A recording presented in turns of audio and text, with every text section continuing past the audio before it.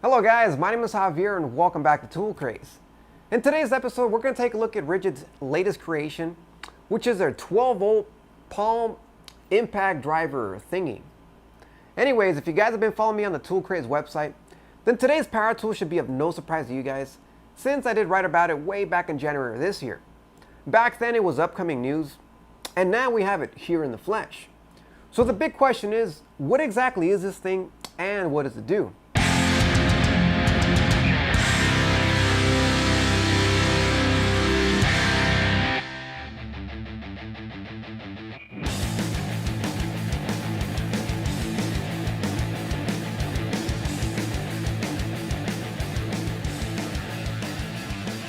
It's somewhat of a new power tool, and at the same time it isn't.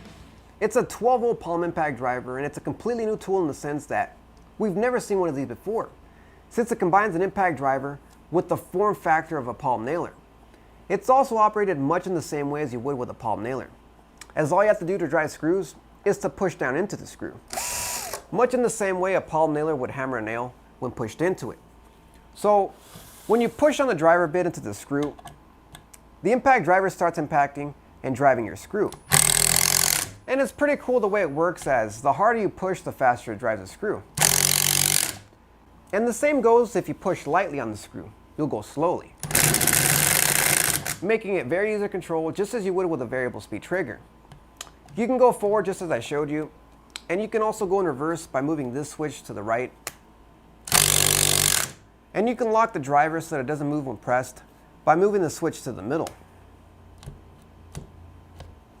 So that's pretty much what makes it stand out, as pretty much all impact drivers up to this point have pistol grip form factors, and they require you to press a trigger to operate.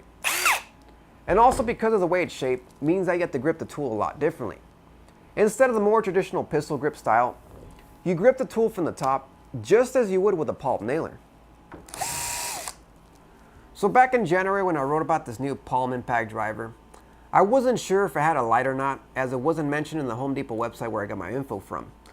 But after getting a hold of one of these, we can see that it does in fact have a built-in light. And there's two ways of activating the light. One way is by using the impact driver to drive a screw, which turns the light on as you drive. Or you can press the button right here on the side, which also turns the light on. This button also turns on the built-in fuel gauge so you can check the remaining battery juice. Also, the light stays on for a few seconds, so you can use this impact driver as a temporary flashlight. So when it comes to performance, it only has 400 inch-pounds of torque, which even for a 12-volt impact is very low. And as expected, it performs very sluggishly when driving anything directly into wood. Even if you pre-drill pilot holes, it's still pretty slow. I was pretty excited with the whole concept of this little palm impact driver, since it's a fresh new design, and I thought it would be great for repetitive screw driving, but with this kind of performance, it really limits the kind of real work that it's capable of. I'm not saying you won't be able to get anything done with this, but you're not going to pick this tool up if you want to hang cement board or OSB sheathing or anything like that. You're probably going to want to go with something with more guts that can get the job done in a reasonable amount of time. So that brings me to this question. With only 400 inch-pounds of torque, what exactly is this little tool designed for? Well, we can find the answer just by looking at the tool itself. And even for a 12-volt impact driver, it's very compact overall, especially when you factor just how short its length is from the front to back, which makes it much more compact than other traditional impact drivers. So its real usefulness is its compactness, where this will fit where other impact drivers can't. Although the way you hold the tool does compromise its compactness.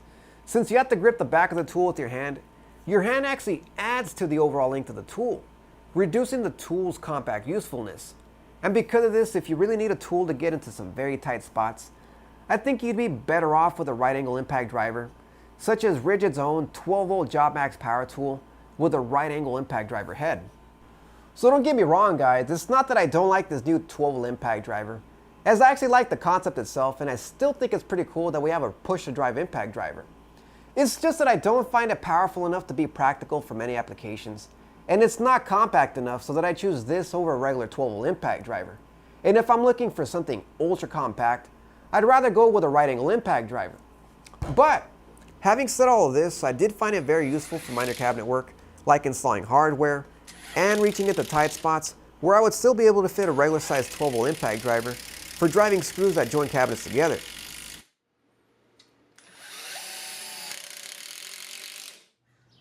It also works nicely for driving machine screws, as we can see here where I put together my new miter saw stand.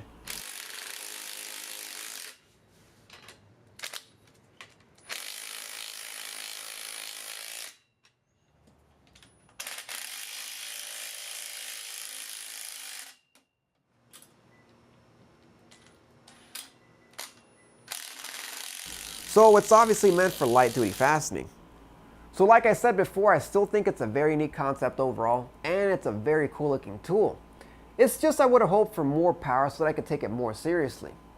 So that's pretty much it, and I hope you guys enjoyed this review. I hope it answered all your questions, and make sure to leave me a big thumbs up by liking this video. And don't forget to subscribe if you haven't done so already. And follow me on social media over at Facebook, Twitter, and Google+. And over at the web at toolcraze.net for more tool reviews, tool news, and tool deals.